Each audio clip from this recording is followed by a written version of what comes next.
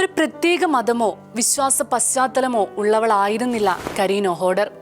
ഒന്നുമില്ലായ്മയിൽ നിന്നാണ് 12 വർഷങ്ങൾക്ക് മുമ്പ് കത്തോലിക്ക വിശ്വാസത്തിലേക്കുള്ള കരീനോ ഹോഡറിന്റെ യാത്ര ആരംഭിക്കുന്നത്. നിരീശ്വരവാദിയായിരുന്ന കാലഘട്ടത്തിൽ തന്റെ പ്രിയപ്പെട്ട നിരീശ്വരവാദ ചിന്തകരുടെ ആശയങ്ങളിൽ കുരുങ്ങിക്കിടന്ന കരീനോ ഹോഡർ സത്യം കണ്ടെത്താനുള്ള അന്വേഷണത്തിലായിരുന്നു.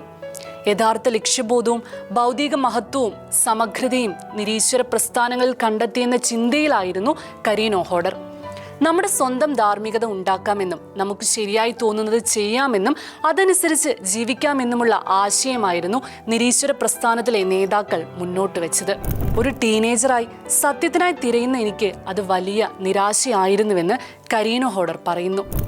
ഒരു വസ്തുനിഷ്ഠമായ സത്യമുണ്ടെന്ന് വിശ്വസിക്കുന്നതാണ് കൂടുതൽ സ്വാഭാവികമെന്ന് ഞാൻ ചിന്തിച്ചു. വിവിധ വിശ്വാസങ്ങളും മതപാരമ്പര്യങ്ങളും ഏതാണ് ഈ അവബോധവുമായി ചേർന്ന് പോകുന്നതെന്ന് പരിശോധിച്ചു. ലോകത്തിലെ വിവിധ മതങ്ങളെ കൂടുതൽ പരിശോധിക്കുമ്പോഴെല്ലാം കത്തോലിക്ക വിശ്വാസം എൻ്റെ ഹൃദയത്തിലും മനസ്സിലും പ്രതിധ്വനിച്ചുകൊണ്ടിരുന്നു.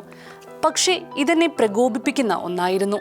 കാരണം കത്തോലിക്കർ വളരെ കർക്കശവും ഇടുങ്ങിയ മനസ്സുള്ളവരുമാണെന്നും അവർ സ്വതന്ത്ര ചിന്തയ്ക്കും മനസാക്ഷിയുടെ വിനിയോഗത്തിനും അവസരങ്ങൾ ഇല്ലാതാക്കുന്നുവെന്നുമുള്ള സാംസ്കാരിക പ്രചാരണം അന്തരീക്ഷത്തിൽ അലയടിച്ചിരുന്നു.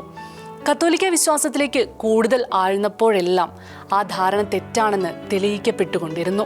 കത്തോലിക്ക സമൂഹത്തെ കണ്ടെത്തിയപ്പോഴാണ് ഒരുമിച്ച് ആരാധിക്കുകയും ജീവിക്കുകയും ചെയ്യുന്ന യഥാർത്ഥ ആളുകളുടെ ഒരു സമൂഹമാണെന്ന് മനസ്സിലാക്കിയത്. സെന്റ് ജോസഫിന്റെ ഡൊമിനിക്കൽ സിസ്റ്റേഴ്സിലെ അംഗമായുള്ള കരീന ഹോഡറുടെ പ്രയാണത്തിന് തുടക്കം കുറിച്ചത് അവിടെ നിന്നായിരുന്നു. 20-ാം വയസ്സിൽ സിസ്റ്റർ കരീനോ കത്തോലിക്ക സഭയിൽ ഔദ്യോഗികമായി സ്ഥിരീകരിക്കപ്പെട്ടു. അന്ന് മാമോദിസ സ്വീകരിച്ചു, പരിശുദ്ധ കുർബാന സ്വീകരിച്ചു. ലണ്ടനിലെ ബ്രോംപ്ടണിലായിരുന്നു അത്. എല്ലാം തുറന്നു വെച്ചിരിക്കുന്നുവെന്നും നമ്മുടെ ധാർമ്മികത നമുക്ക് സ്വയം സൃഷ്ടിക്കാമെന്നും അത് വലിയ സ്വാതന്ത്ര്യമാണെന്നും പറയുന്ന ഒരു സംസ്കാരത്തിൽ വളരുന്ന പുതിയ തലമുറയ്ക്ക് കരീനോ ഹോഡർ സ്വന്തം വിശ്വാസ ജീവിതം കൊണ്ട് സാക്ഷ്യം നൽകുകയാണ്.